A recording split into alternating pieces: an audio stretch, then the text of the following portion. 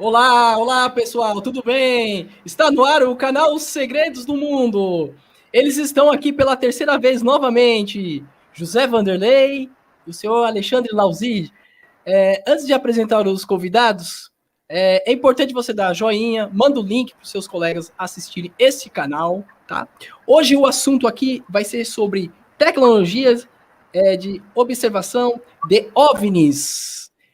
Vamos lá, então, aos nossos convidados. É um grande prazer, novamente aqui pela terceira vez, Alexandre Lauzide e José Vanderlei. É isso aí, com esses projetos aí do Fórum Piauí. Muito bonito o projeto de vocês, é isso aí. Bem, boa noite. Enquanto o Alexandre põe no ponto o nosso PowerPoint, é um prazer mais uma vez estar aqui neste canal. Pessoal, eu sou Alexandre Lauzide.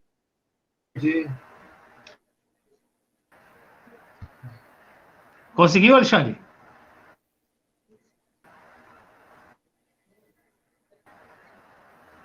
Alexandre? Pronto. Você vai iniciar ou quer que eu inicie?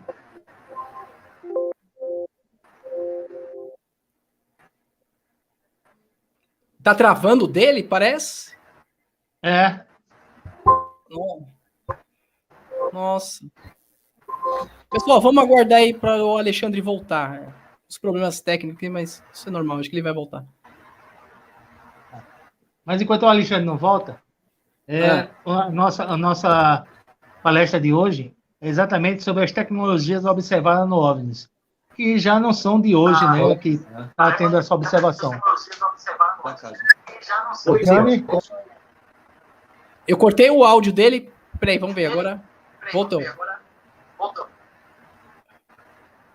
Oi, Alexandre. Está me ouvindo, pessoal? Pode falar. Oh, tá agora. Tá tudo bem? Oh, tá tudo certo? Já podemos começar? Podemos começar. Tá tudo certo? Já podemos começar? Bora. Podemos começar. Está me ouvindo, pessoal? Olá. Sim. Vanderlei, agora é com você. Beleza, pode passar.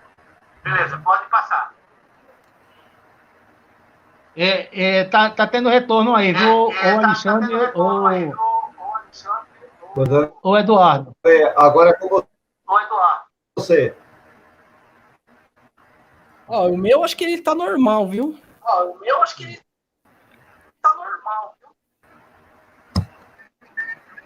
Peraí, um minutinho aqui, vamos ver. Tem que ver onde tá vindo esse barulho. Tecnologia é muito bom, mas quando começa a dar problema, meu amigo...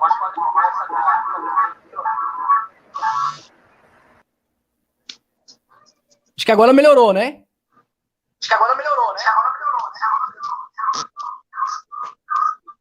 Não, tá dando eco, tá repetindo.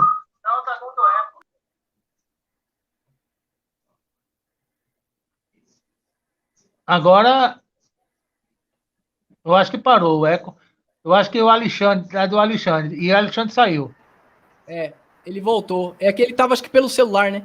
Aí qualquer coisa Qualquer coisa, você muta o microfone e quando for, ele fala, aí volta a normalidade. Tudo bem. Beleza? Beleza. Vamos lá, então. Alexandre, pode passar, por favor? Ok.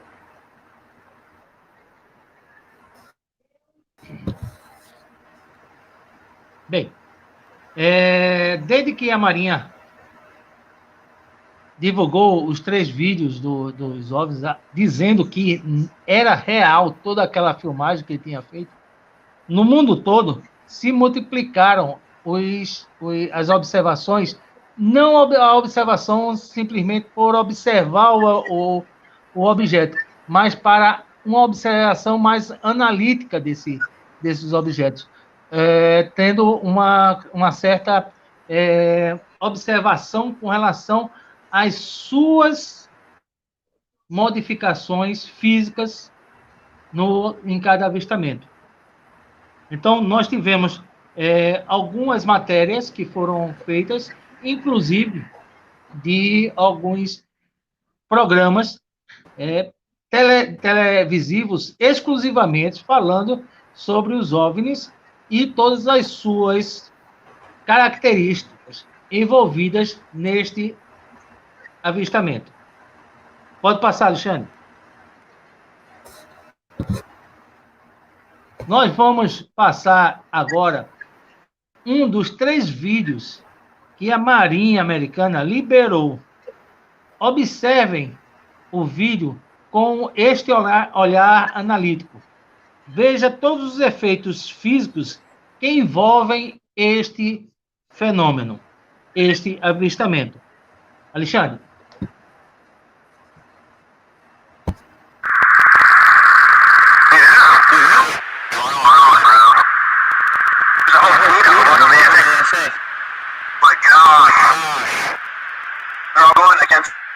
Against the wind. The wind's 120 knots to the west. Oh, dude.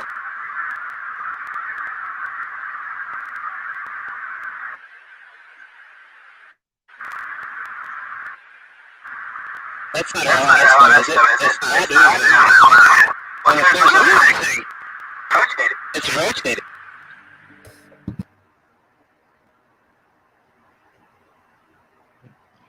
Esses vídeos, como vocês puderam observar, ele foi gravado na costa leste americana. E vários aviões que de caça fizeram essa perseguição e a gravação.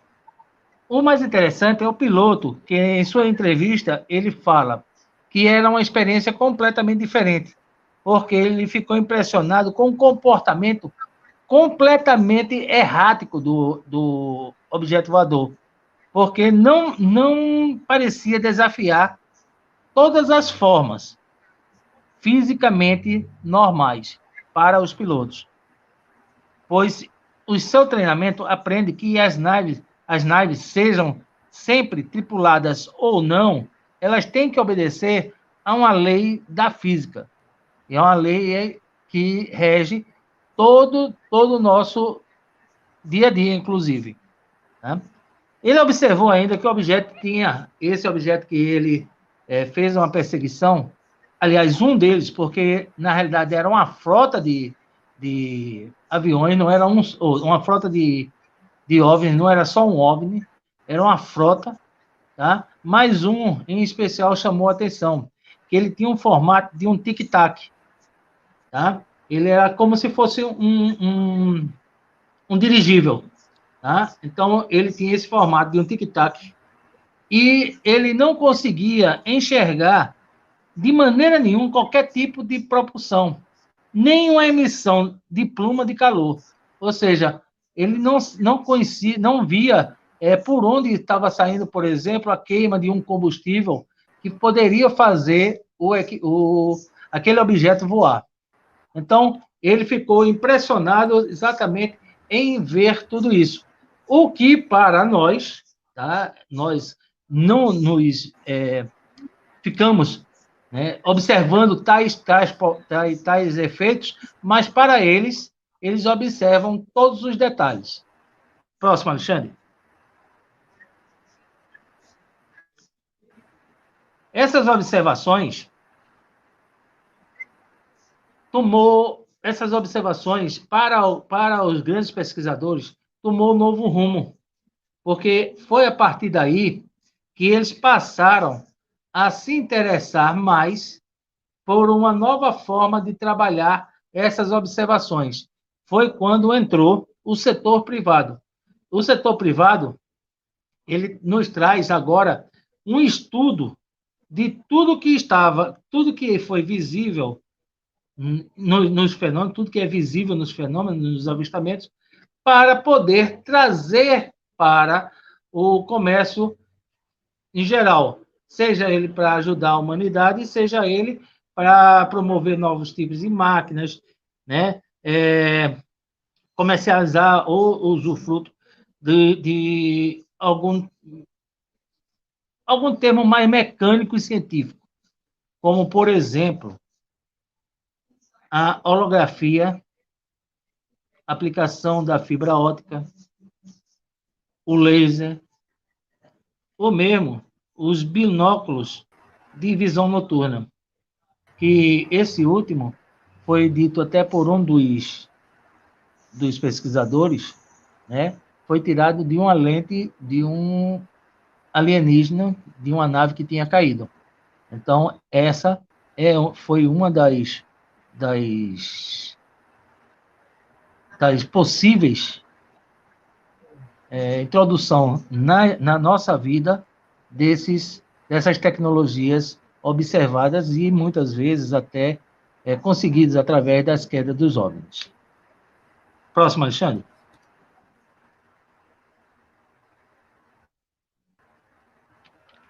Muitas vezes os fenômenos não são vistos totalmente a olho nu.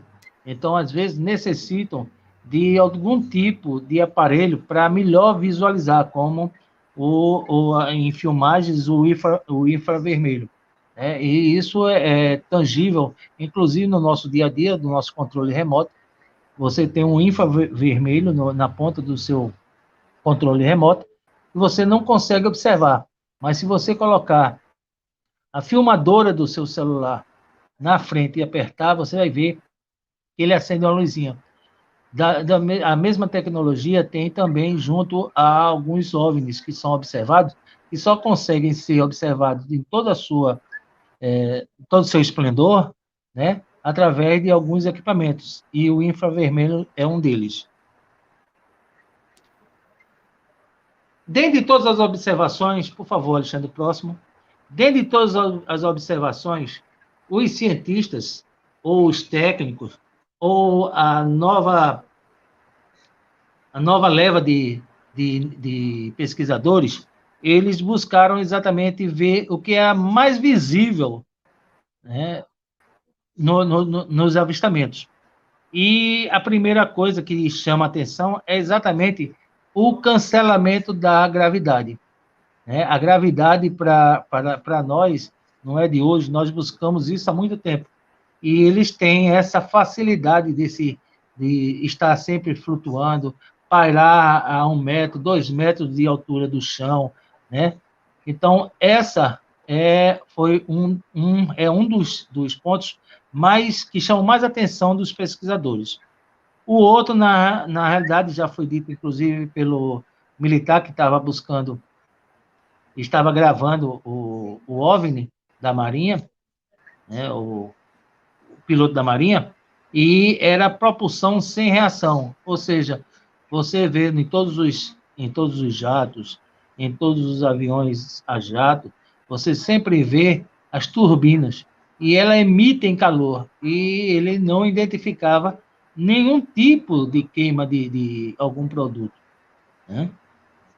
O campo de força, naturalmente, o campo de força, para nós ainda não é bem entendido, mas eles trabalham como se criassem ao redor deles um invólucro, tá? E nós vemos isso exatamente com a luminosidade desse aparelho, tá?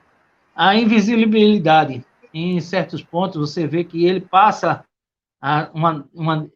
está em uma determinada trajetória e simplesmente, em um determinado ponto, ele desaparece, como se ele tivesse feito ter apagado a luz. Mas nós temos já uma tecnologia parecida, né? Nós temos, inclusive, do Exército Americano. Estão testando roupas, né, que fazem a invisibilidade de seus soldados. Tá? Já existe uma tecnologia parecida. O efeito Stirling. O efeito Stirling, quando você está vendo um determinado ponto, e muitas vezes até da inércia, né, um objeto, isso dito por várias pessoas que tiveram um contato visual, eles observam que o objeto para em um determinado ponto e depois, imediatamente, saem do zero e ganham uma grande velocidade, desaparecendo quase imediatamente. E nós vemos isso, inclusive, na gravação. Eles estavam seguindo um objeto, tá? E esse objeto estava sendo gravado, e estava no radar. De repente, ele dá um disparo. E o radar não consegue, inclusive, acompanhar naquele momento o disparo que foi dado pelo aquele objeto. E a mudança de direção. A mudança de direção é um fator muito interessante, porque se tivesse dentro pessoas, humanos, os humanos estivessem dentro daquela nave, e ele fizesse exatamente essa mudança de direção, como eles fazem, eles vão numa velocidade imediatamente a 90 graus, eles viram à direita ou à esquerda. Se fosse um humano, seu corpo iria ser jogado contra a parede, por exemplo, do disco ou da nave, certo? E seria esmagado. Nosso corpo não está preparado para fazer esse tipo de direcionamento, né? de mudança de direção. Nós não aguentaríamos o impacto. Tanto é que os nossos jatos, os nossos carros, eles vão fazendo uma volta onde ele abre um arco. Nesse caso, ele apenas abre 90 graus. Ou seja, nós não temos hoje uma capacidade de suportar a pressão sobre os nossos corpos deste movimento. E, por último, é a regeneração dos materiais.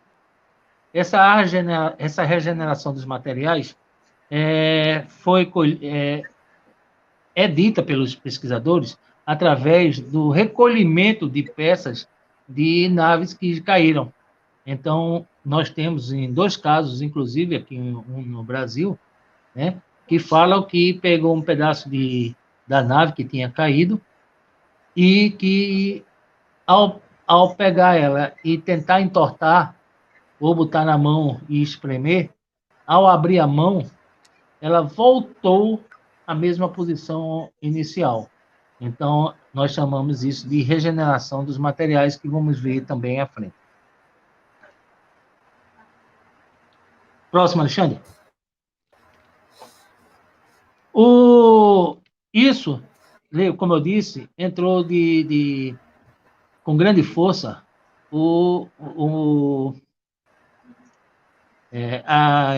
as empresas, né, interessadas em ganhar os céus. Tá?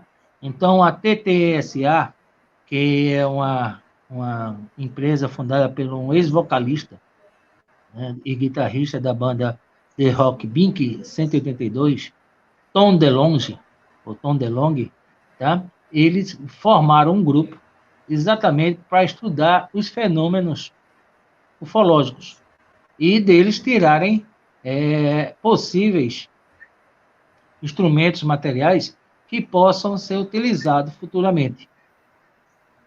E ele fez uma associação junto ao governo americano em 2017, aliás, desculpa, em 2019, 2017, ele fundou a TTSA. Em 2019, ele fez essa cooperação com o exército americano, onde ele iria passar tudo o que ele tinha de informação sobre os OVNIs e, ao mesmo tempo, também entregaria alguns materiais recolhidos de OVNIs caídos. É muito estranho essa cooperação, mesmo porque o exército americano, né, ou o governo americano, ele tem já vários experimentos, inclusive discos. Então, fica muito estranho por que eles fizeram e aceitaram isso. Mas, na realidade, o que eles querem é o desenvolvimento desse processo. O Exército ele tem o conhecimento, mas muitas vezes lhe falta a capacidade de desenvolver processos que ajudem a fazer a manipulação de todos aqueles materiais. Né? E esses materiais que DeLonge tinha, ele diz que tinha vários documentos com tecnologias que incluem uma redução de massa inercial, que até agora ninguém tinha falado muito sobre isso. Os metamateriais, frequências eletromagnéticas sobre os metamateriais, que era uma pesquisa que eles fizeram, e a comunicação quântica e sistema de propulsão de energia. Então, ele já tem alguns testes, o DeLonghi já tem alguns testes, e ofereceu exatamente essa parceria para desenvolverem em conjunto. Próximo, Alexandre. Essas informações que DeLonghi diz ter, e que seria passada, e tinha até 7 peças de metal, né? Ela tinha uma composição muito interessante, que era o bismuto, o magnésio, o zinco e além de algumas peças de alumínio. Ele informou que recebeu todas essas peças também de uma outra pesquisadora, muito conhecida, tá? Nos canais de ufologia, né, televisivos, ela aparece muito, dando algumas informações, que é a Linda Mountain Hall. Tá? Ela tem vários contatos, pesquisa há vários anos sobre a ufologia. E ela diz que obteve todos esses materiais, né, juraram de pé junto que todos esses materiais foram obtidos através de um militar que participou da queda de Roswell em 1947 e que juntou todo esse material e, né, passou a Linda.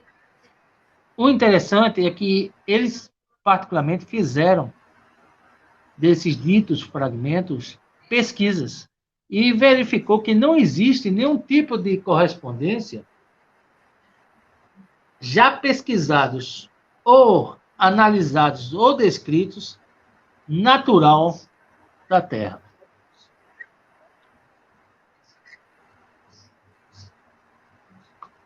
Cancelamento da gravidade, propulsão sem reação, campo de força.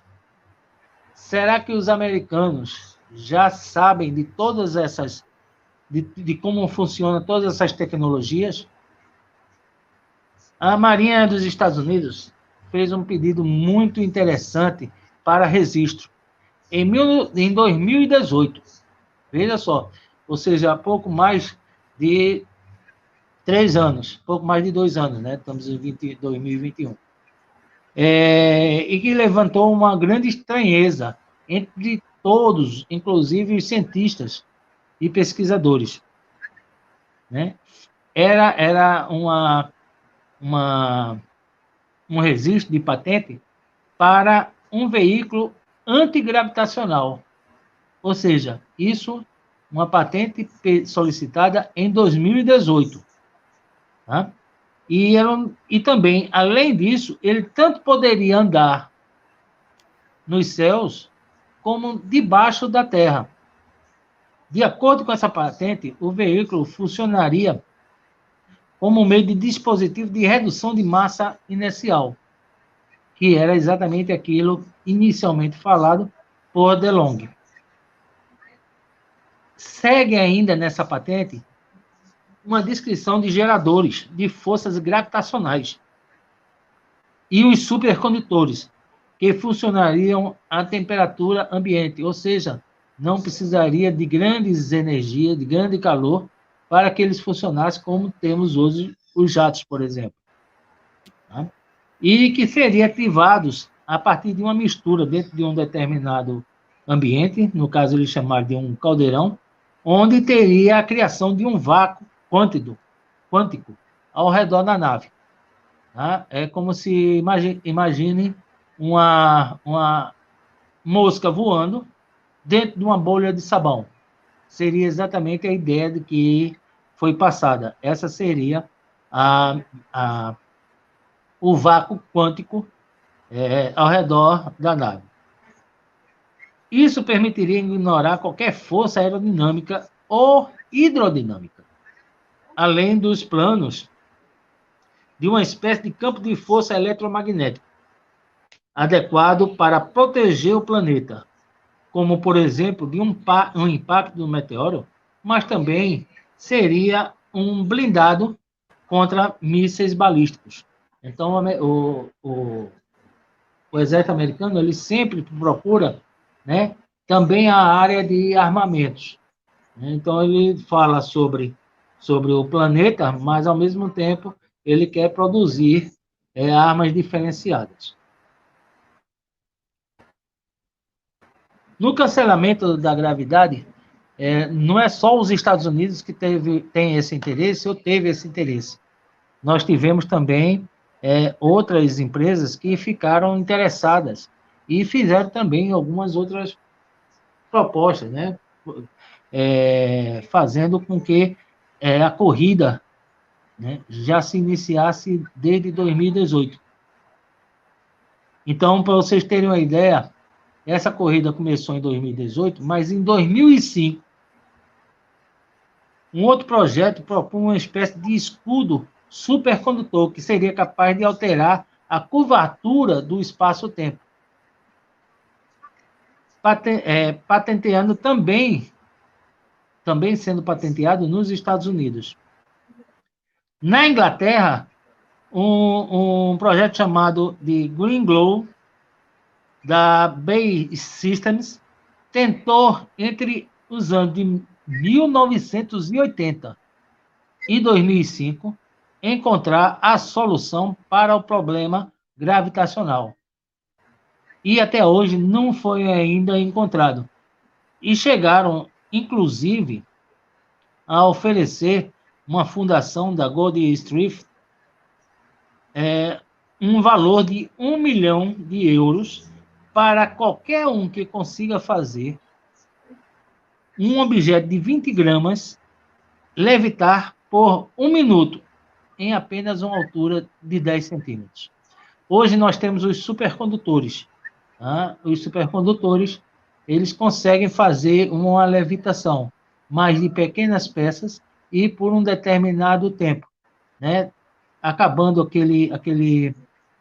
toda aquela reação química, físico-química que ele passa a influenciar naquele material, ele simplesmente deixa de existir. E ele não sabe como dar prosseguimento a isso ainda. Tá?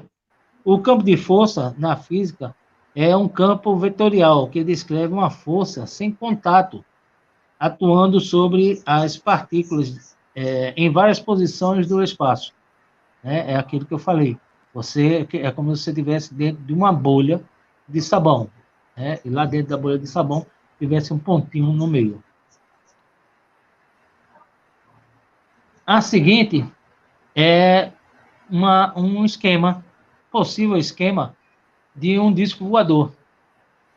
Né? Então, já se tem um esquema, o próximo, Alexandre, temos o esquema de um possível disco voador e que ele mostra as partes do disco voador, né, as combinações, os seus reatores, inclusive no disco que caiu em Roswell, dizem que os outros que foram estudados, né, dizem que não é só um, são praticamente 9 discos que tem lá de conhecimento geral, eles têm um reator que ninguém conseguiu encontrar, nem sabe até hoje como abrir.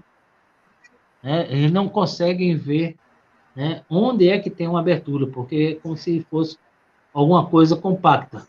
Então, eles não têm como verificar como abrir esse reator. É muito interessante. Alexandre? Alexandre? Próximo. O próximo? Próximo. O próximo.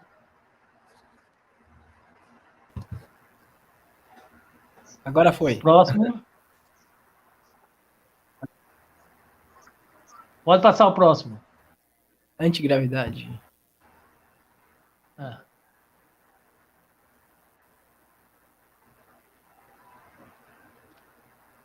E aí? Não, pode passar o próximo. A gente já está no esquema dos discos. Passe o próximo. O próximo. Aí. Agora, aí. Pronto. Chegamos aí. Pronto. Então, isso já é um esquema oferecido por alguns de discos voadores, né? Fazendo mais ou menos como seria um disco voador. Tá? Isso é um possível esquema, né? Não significa que seja como eles são, mas isso é um possível esquema que eles criaram numa ideia de como seria um disco voador. O próximo.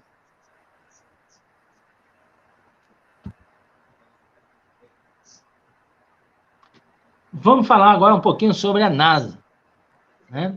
Nós falamos sobre os materiais que se regeneram, que voltam exatamente à sua forma original. O interessante é que a NASA ela já tem um composto, né, onde esse material serve uma espécie de pino. Ele não é que ele seja o pino. Na realidade, é o seguinte, é um material que eles querem usar na espaçonave, e se for atingida e provocar um buraco, por exemplo, existiria novamente uma deformação desse material, criando um pinozinho, fechando esse buraco. É como se ele utilizasse uma regeneração da placa, mas ficasse em volta de onde foi atingido um pequeno pinozinho.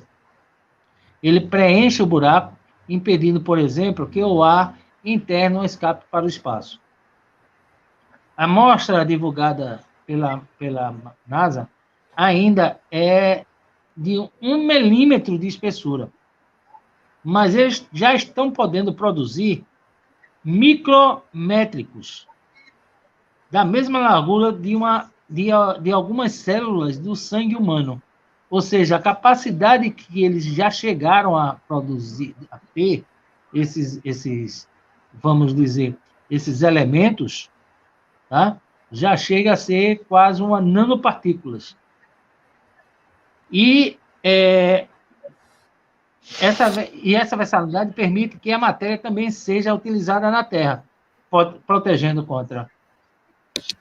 Aí volta aos meteoros, né?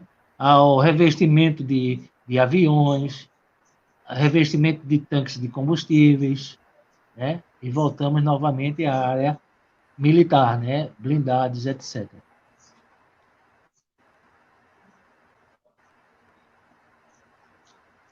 Lembramos que esse processo de regeneração já tinha sido falado em 2 casos. Nós já fizemos essa observação lá atrás. Nós fizemos a observação de 2 casos, inclusive no Brasil. Um foi em Roswell, né, onde dizia que materiais que pegavam, eles voltavam amassavam ele e ele voltava a se regenerar a forma original, como também aqui no Brasil, no caso de Varginha. Varginha, nós temos pessoas que alegam ter tido esse material em mãos e que pegaram um determinado pedaço, amassaram esse pedaço de metal e ela voltou à sua forma original. Isso nós temos, inclusive, com uma pesquisa também do Exército, com a Texas, né? E que eles se unem para criar um material à base de polímero e que pode mudar de forma e se regenerar de maneira autônoma. Eles estão buscando exatamente agora, nesses materiais, criar uma inteligência artificial, para que não seja necessário, né, uma intervenção humana, mas que ele, ao mesmo tempo que tenha sido deformado, ele não precise fazer nenhum tipo de processo químico, físico, né, através do fogo, através de solução que ele possa se regenerar. Então, esse era o primeiro projeto, e nós temos hoje, aqui em nosso planeta, uma tecnologia com esses equipamentos. Só que eles necessitam, na realidade, de algum tipo de intervenção físico-química para que eles retornem à sua forma original. E é o que nós vamos ver agora no próximo vídeo, nesse vídeo que o Alexandre vai passar para vocês.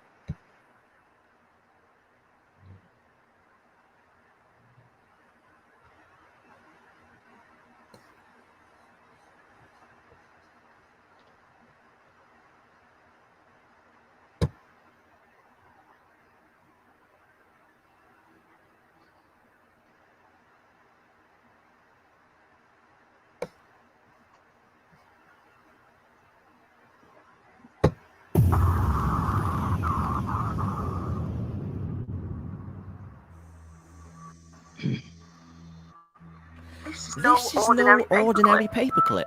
In fact, it's made from nitinol, and it has some unique qualities.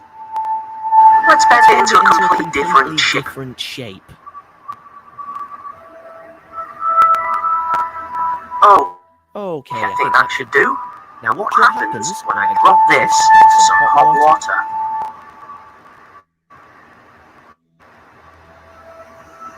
Now Now that that is is pretty darn cool.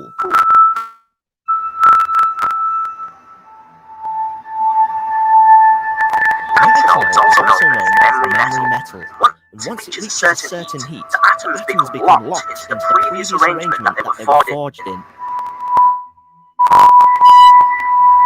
This is also the same material that magicians use to bend spoons.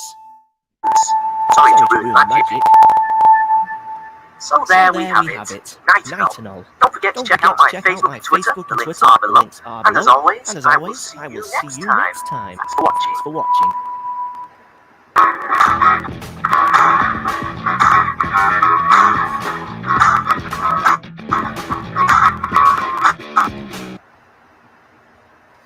Isso que vocês viram não é ficção, não. Isso é uma realidade. Tá? O segredo é o tipo de metal que ali está sendo utilizado. Tá? O material do clipe é feito de uma liga de níquel-titânio, correspondente ao conhecido como nitinol.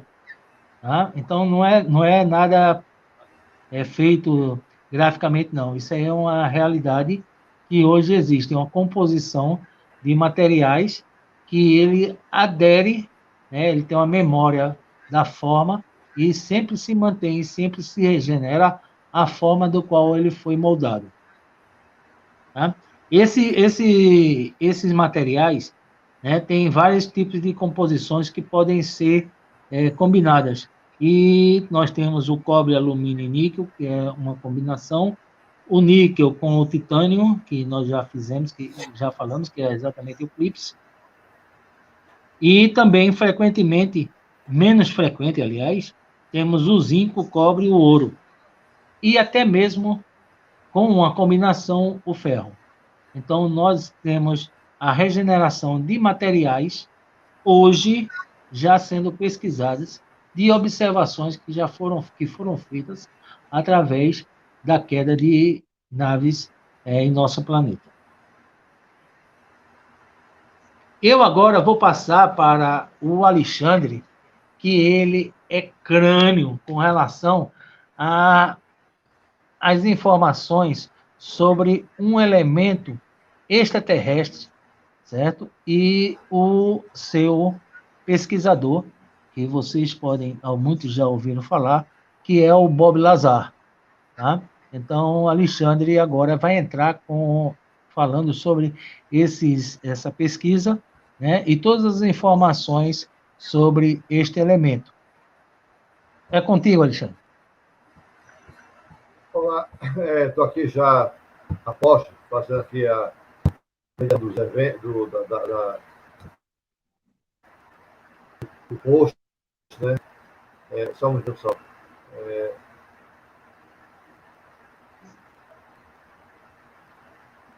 Só um momento.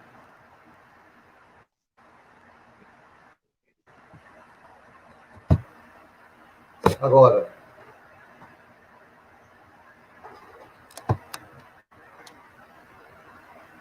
tá me ouvindo aí? Tô. Tem que O Bob apertar lá para Lazar ele é um cientista. autorizar. Oi? Não apareceu aqui. O quê? Você ia mandar a plataforma de imagem? Não, né? Não. Eu Tudo vou bem, falar então. só um pouco sobre o Bob Lazar. Sim, Ele é fica à um vontade. cientista físico, esteve na área 51, foi empregado lá, e, de fato, ele foi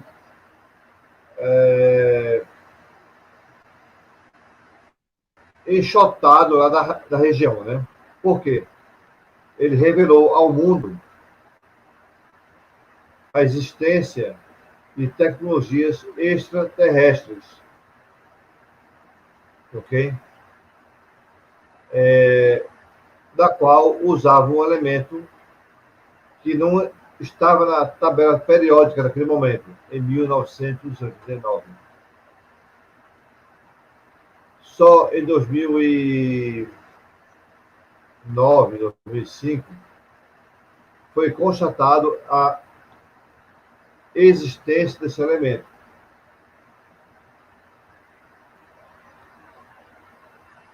Eu acho que caiu a imagem do Eduardo. Eduardo está aí.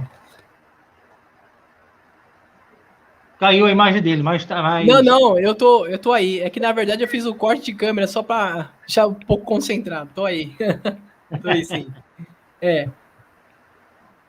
Bom, então Bob Lazar, ele é, na verdade, a prova real da existência da presença alienígena na Terra.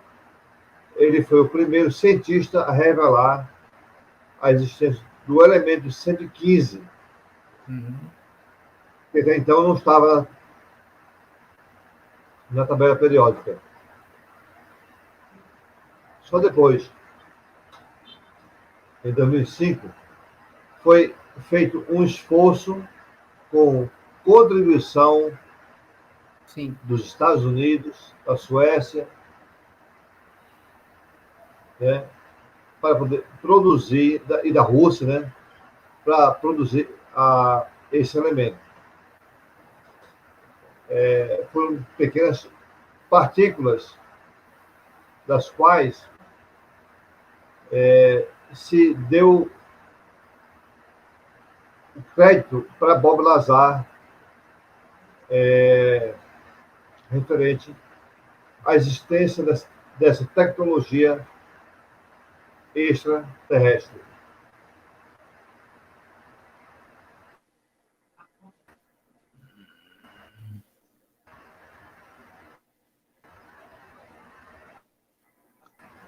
Eu acho que o Alexandre Eduardo travou tá lá. aí?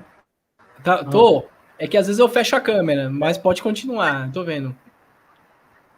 Não fecha a câmera, não. Tá bom. Tudo bem.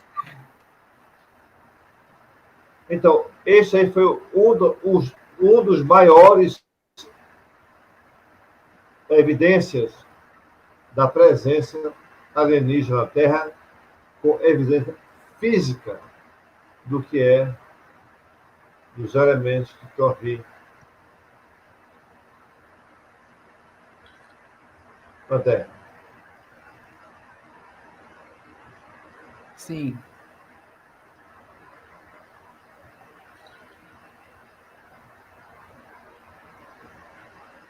Travou de novo, Alexandre? É só isso mesmo. Ah. Tá. Então, me diga uma coisa. No caso, o elemento 115, ele não é terrestre, não é de origem terrestre, Não é, não. mas Não é, não. tem como exatamente fazer a sua composição aqui na Terra?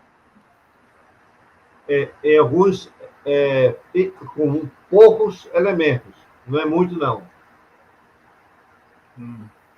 Muito pouco. Beleza. Você consegue voltar para os nossos slides? Sim. Vamos lá, então. Uma coisa que o Alexandre não falou é que o Bob Lazar ele estava fazendo a pesquisa dentro da área 51, mas uma área paralela a essa área 51. Qual era a área, Alexandre?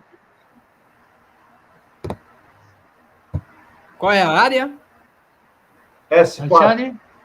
S4. S4. Ah, tá.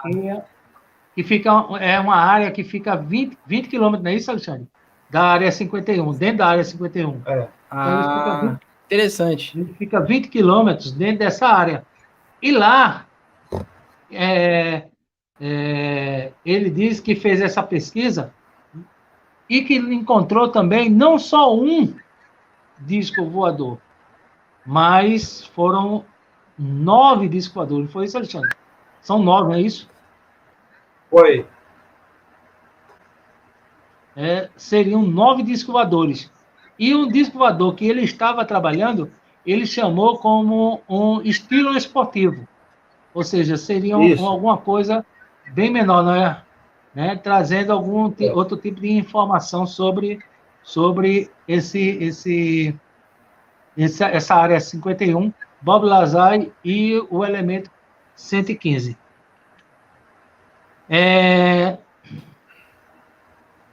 Vamos para as ondas, a dobra espacial.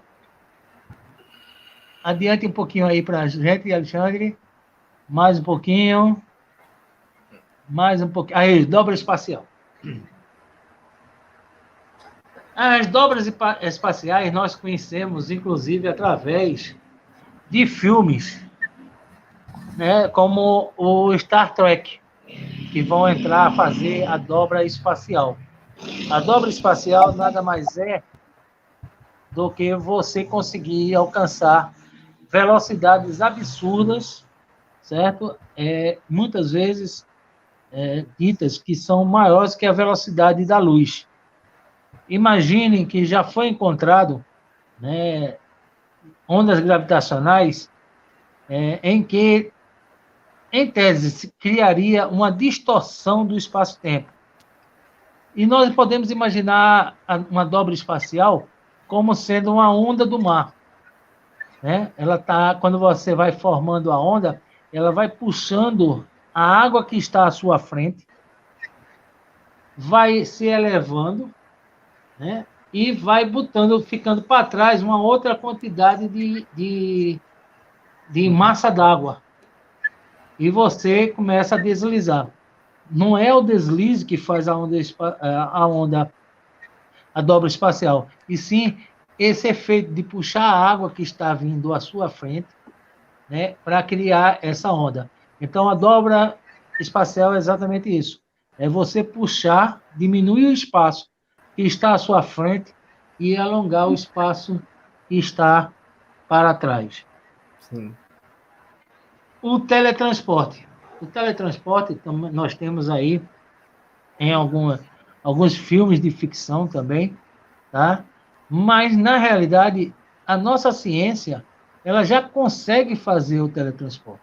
E o teletransporte é falado em vários avistamentos com relação a alguns seres que desaparecem, né, de um momento para o outro, né, reaparecendo em outro lugar quase de imediato. Sim. Muitas vezes até, né, saindo de frente das pessoas e chegando a naves. Né? Então, o teletransporte é exatamente mais ou menos uma transferência, no caso, de massas ou de partículas que formam, no nosso caso, o corpo humano ou do corpo daqueles seres, de um local para o outro. E isso já existe. independente exatamente da banda para o transporte quântico. No próximo vídeo que o Alexandre vai colocar agora, vocês vão ver as experiências já feitas pelo nosso planeta desse tipo de experimentos observados exatamente junto aos objetos voadores.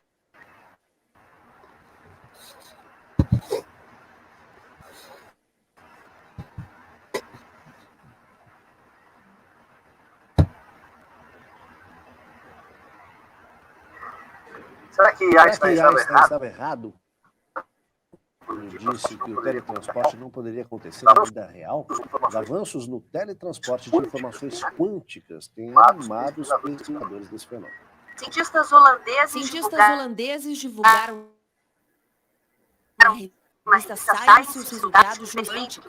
Eles conseguiram transportar 3 partículas chamadas de qubits entre 2 pedaços de diamante posicionados a 3 metros de distância. Apesar de ser um pequeno passo para o desenvolvimento do teletransporte, a partir dele, os cientistas disseram que no futuro poderão teletransportar elementos muito maiores. Além disso, o grande benefício dessa tecnologia é a possibilidade de desenvolver computadores mais rápidos e sistemas de comunicação mais seguros do que se tem hoje. O método do teletransporte não foi o mesmo que se imaginava na ficção científica, mas os cientistas não descartam a possibilidade de que, a partir desse resultado, talvez no futuro seja possível tornar real o que se vê na série Star Trek.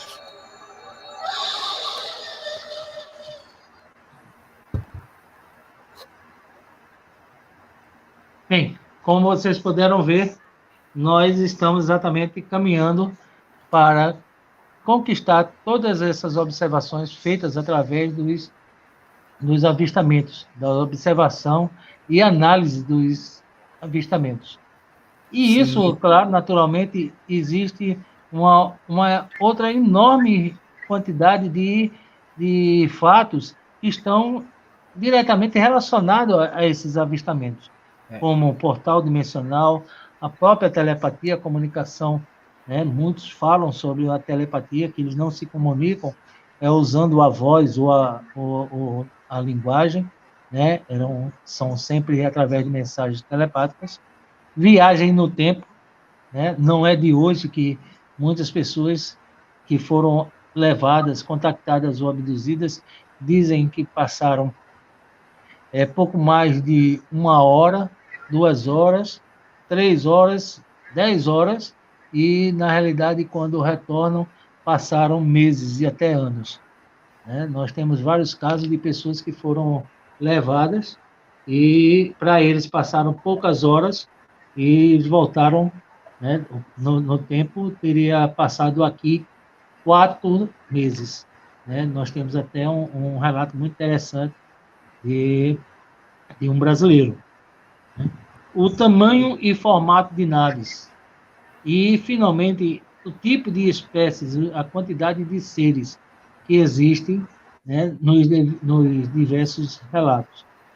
Tudo isso que eu acabei de falar vai ficar para um próximo estudo, um próximo assunto, uma próxima pesquisa para a nossa próxima live.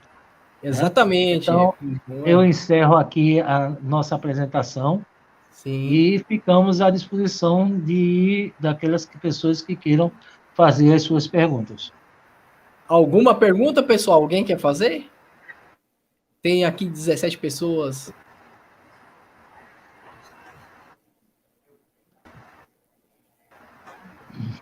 Vamos lá, alguém quer fazer pergunta? Ai, meu Deus.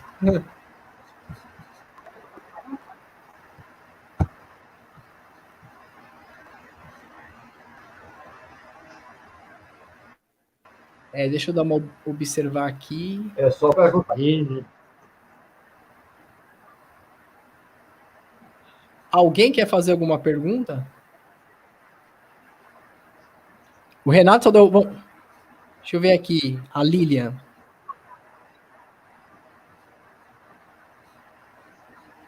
Nenhuma pergunta, Lilian? Pior que você está admirando aqui. Hein? Alguém quer fazer? Tem uma pergunta aqui que é bom para Alexandre. É do Bernardo Vale, Alexandre, né? Os até fazem a biópsia de pele. Isso. como acontece na Operação Prato. Agora que eu vi. Porque, Vou até deixar aí para...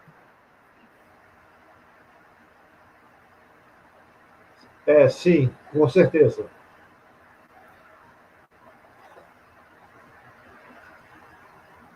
Eles vamos lá. eles têm a mesma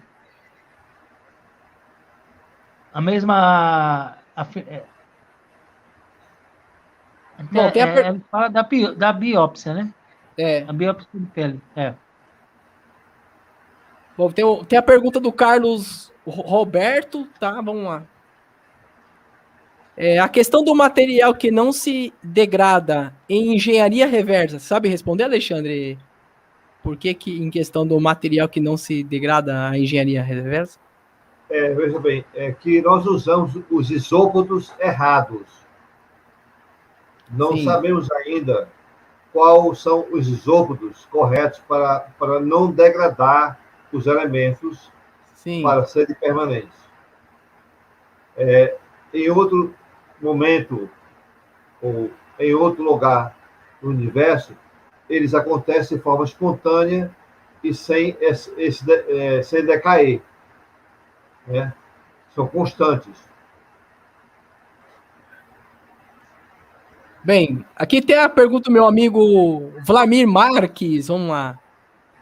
A tecnologia extraterrestre consegue controlar uma reação de tipo bomba nuclear? Consegue? Sim. Consegue, né? Legal. Com certeza. Estamos encerrando. Mais alguma pergunta, pessoal? Tem perguntas de 3 pessoas aqui. Mais alguém quer fazer pergunta? Tem 16 pessoas. Fiquem à vontade. Senão a gente está encerrando. Tem aqui uma para Alexandre que cai perfeito. Aonde? Alexandre, qual o material dos implantes encontrados nas pessoas abduzidas? Chegou agora. Vou pôr aqui para ajudar, para relembrar aí olhando, né? Veja bem, já houveram vários médicos que extraíram esse material da parte da pele, da mão. Sim. E não se sabe ainda o conteúdo, a formação desse material. Muito embora ele emite uma radiofrequência, enquanto está na pele humana. Depois que é retirado, para tudo. Não tem mais. Eu vi até num programa televisivo, científico, de pesquisa ufológica, e dizendo que esses implantes, né, eram como se fossem materiais de meteoros. Tá? E que eles criavam uma crosta exatamente bio-humana. Ou seja, ao redor dela, ela criava exatamente como se ele sugasse, né, da pele do corpo humano energia para poder ter algum tipo de atividade. Tá? Sim. Isso saiu, eu acredito que foi ontem, né, num dos canais fechados, falando exatamente sobre esses implantes. Opa, vamos lá, vamos aproveitar que o pessoal está fazendo as perguntas aqui, vamos aproveitar mais um pouquinho só, né? Bom, o Carlos perguntou novamente, se os Estados Unidos possuem naves de 1947, quais são os avanços obtidos? Tem muitas coisas eles tiraram aí que a gente também estuda, né, o Alexandre, né? Se for ver, o que a gente usa, né? Você começa pela nossa eletrônica. Né? Nós demos um salto eletrônico incrível, né? A própria... Diga. Não, você ia falar? Salto quântico porque eu vi uma reportagem na década de 70 falando sobre exatamente essa questão aí da tecnologia extraterrestre pelo brasileiro, tá? Que revelou que, de forma científica, como é que é possível fazer a construção de um chip, microchip. Diz que o chip tem a ver mesmo com a engenharia reversa, né? Com certeza.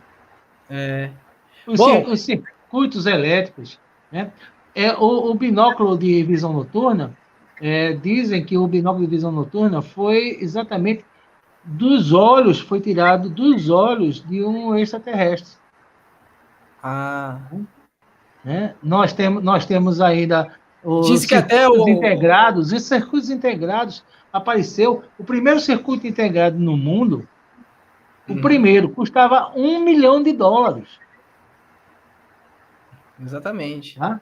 Hoje você compra centavos. Tá? Então tem muita coisa que foram retiradas das observações dos OVNIs, tá? Que hoje que nós não percebemos, né? E estão aí. Estão aí, muita coisa mesmo. Tem Diga. Não, pode falar. Tem até o que nós estamos fazendo hoje, em processos holográficos. Isso. Tá?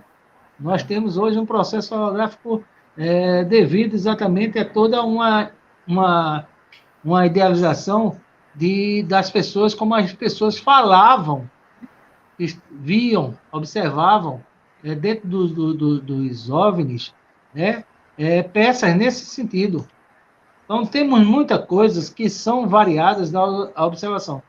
Não sei lhe dizer, na realidade, se todas foram derivadas de elementos retirados, mas as ideias, as observações, sim, essas foram retiradas das observações dos OVNIs.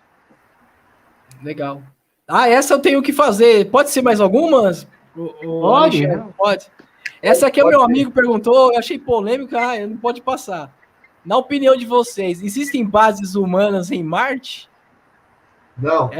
Essa meu Deus, é mesmo teoria da conspiração. Não, deixa eu até evitar essa palavra, porque às vezes não pode no YouTube, né? Você acha que não, né, Alexandre? Já falei, não. É que o pessoal, pior que o pessoal fala mesmo, né? O Alexandre, a nossa opinião é exatamente em busca do que é científico, tá?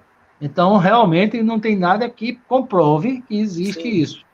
Embora nós temos várias histórias contadas aqui por pessoas que dizem que viveram em Marte. Sim. Tá? Aí vamos entrar num outro patamar. Tá? Nós vamos entrar num patamar mais ou religioso ou espiritual. Né?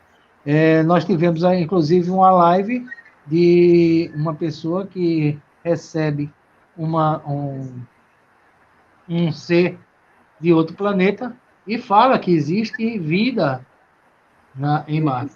Nós sabemos que existiu vida em Marte. Né? A nossa ciência já comprova que houve a vida em Marte. Mas entre haver, neste momento, uma base, uma vida em Marte, realmente não existe nada que diga, que comprove que isso aconteça. Tá? Nós temos aquele menino russo, ele fala que existe a vida em Marte e todos estão vivendo abaixo da superfície marciana. Tá? Mas isso é uma questão de você acreditar ou não que ele tenha reencarnado aqui na Terra e que o que ele esteja dizendo seja uma realidade. Mas cientificamente, como o Alexandre falou, realmente não tem. Peraí, mais uma pergunta. Nos implantes encontrados, não há na pessoa cicatrizes para colocação? Qual a explicação? Qual a explicação se existe, né, nessas marcas no corpo da pessoa, como se fosse hematoma, Alexandre? Acho que é isso, né? Os implantes eles são colocados a partir da boca da pessoa. Sim. Ou narina, né? Então, por essa razão, que eles não são cortes físicos na pele, e tem uma programação para entrar no corpo através da boca ou do nariz. Sim. Tem mais uma pergunta aqui? E essa questão do que o Alexandre fez a colocação, nós temos hoje, na ciência, os nanorobôs, que propagam exatamente o que Alexandre está falando. Sim. Ele seria induzida dentro do corpo e ela iria trabalhar, ela caminharia por dentro do corpo até chegar no seu objetivo, seja atrás da orelha, seja no braço, seja no cotovelo, seja na face, seja no nariz, né? Então, ela iria percorrer o corpo, né? E atingir aquele ponto necessário, no nosso caso, que estão fazendo a pesquisa para a cura. Então, digamos, para um remédio que fosse ser colocado para atingir uma determinada doença perto do coração. Então, ela só iria ser realmente tratada quando ela estivesse naquele ponto perto do coração. Né? É uma pesquisa, não sei se essa pesquisa que estão fazendo ou se essa tecnologia que estão usando também é baseada na observação de OVNIs, mas é algo parecido, muito parecido com o que o Alexandre acabou de falar. Essas marcas, acho que é 6º grau, né? No corpo, né? Acho que é isso, né? 6º grau, se não me engano, né? Acho que deve ser. Não, eu não sei dizer. Eu vi essa matéria. Parece que é, né? Eu vi essa matéria e é muito interessante, tá? Eles são nanopartículas inteligentes, como eles chamam, né? E que seriam do tamanho absurdo, tá? Seriam do tamanho de um glóbulo vermelho. Está correndo dentro do nosso sangue, tá? Então, seria exatamente uma nanopartícula inteligente que iria, no caso, seriam bilhões delas injetadas para atingir um determinado trabalho dentro do corpo humano. Antes da pergunta da moça aqui do Despertar para o Evoluir, que ela esqueceu o nome dela, eu vou fazer a pergunta novamente do meu amigo aqui, o Vlamir. Essa é interessante, mas é uma coisa até gostosa de estudar, né?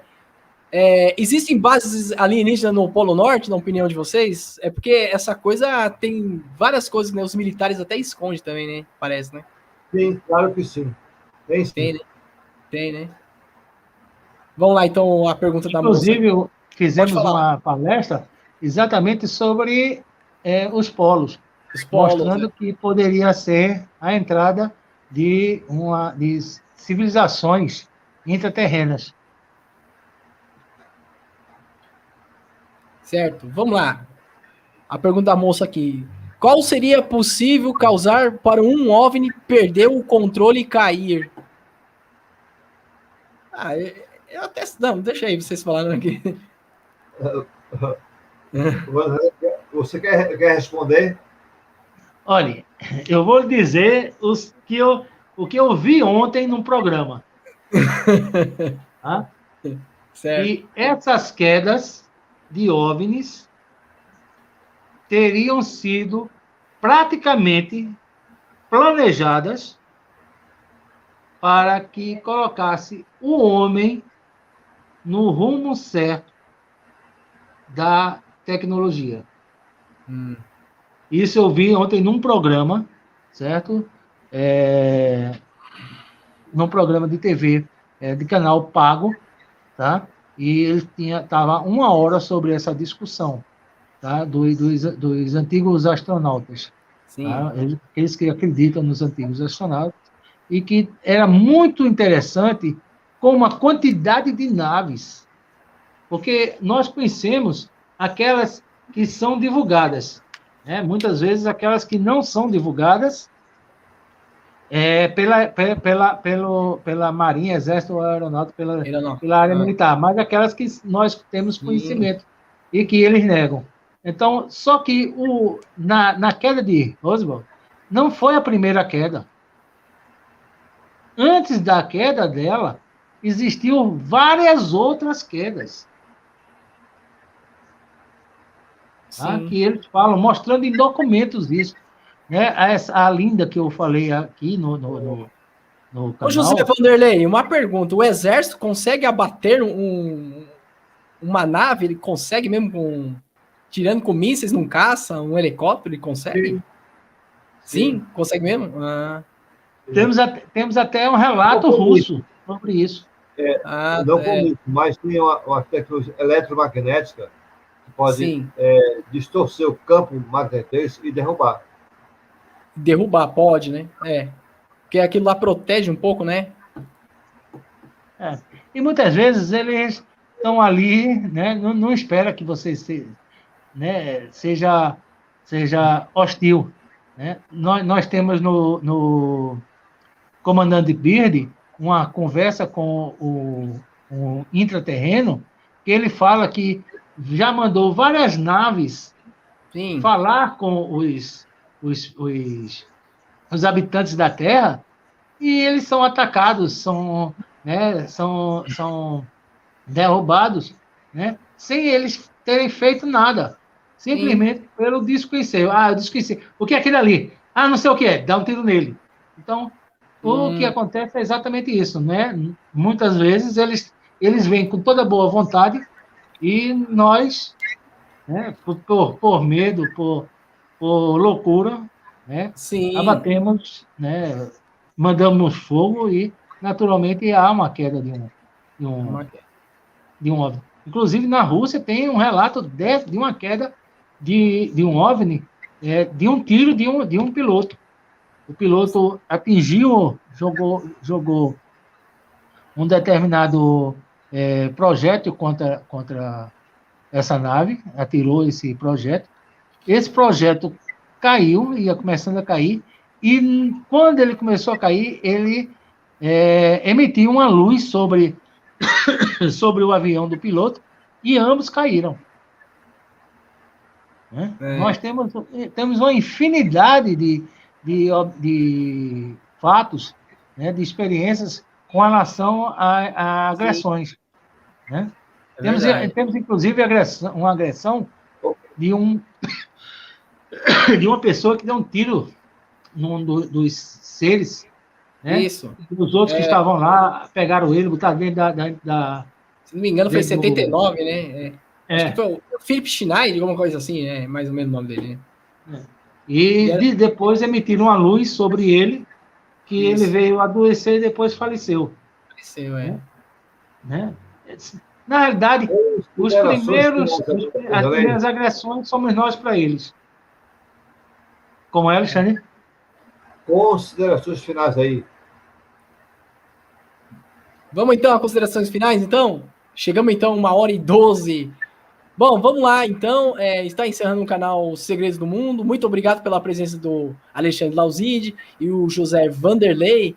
Já a terceira vez que eles estão aqui. O projeto deles é ótimo, né? Sobre o projeto Fórum Piauí, que eles gravaram essa semana. Vamos então às palavras finais. Os dois aí, José Vanderlei e o Alexandre. Vanderlei, com você primeiro. Vanderlei primeiro, falou. Bem, então eu gostaria mais uma vez de agradecer realmente o convite feito pelo Eduardo.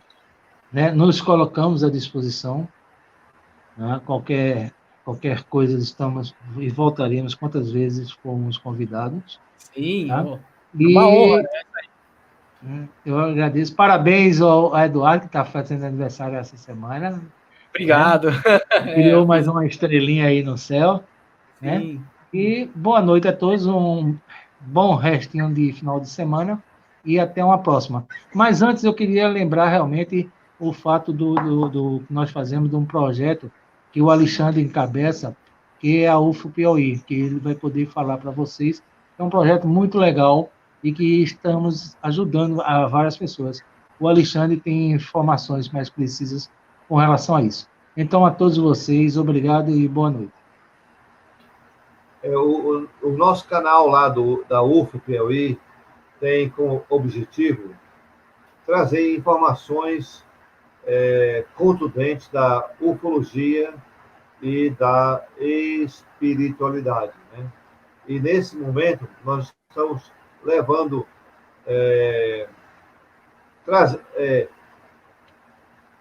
conhecimento para o povo da necessidade do pessoal do interior, do Maranhão e do Piauí. Então, nós arrecadamos cestas básicas, o que for necessário para poder ajudar o próximo, né? Através das lives que nós fazemos. Basicamente é isso aí. Com relação à nossa conversa de hoje, abordamos sempre a questão científica da ufologia. Sempre, né? E é isso aí. Pessoal, obrigado pela presença dos dois. Vocês dois representam muito bem o Nordeste e também toda a parte do Brasil, que eu acho que é importante, que a nossa humanidade tem que saber o que está por trás. As pessoas têm o direito de saber, isso é importante, né? Muito obrigado, uma boa noite para vocês aí, estamos sempre aí. Vocês voltam. Obrigado. Tchau. Tchau, tchau. Tchau, tchau. Obrigado, boa noite. Boa noite. Tchau a todos, até mais. Tchau.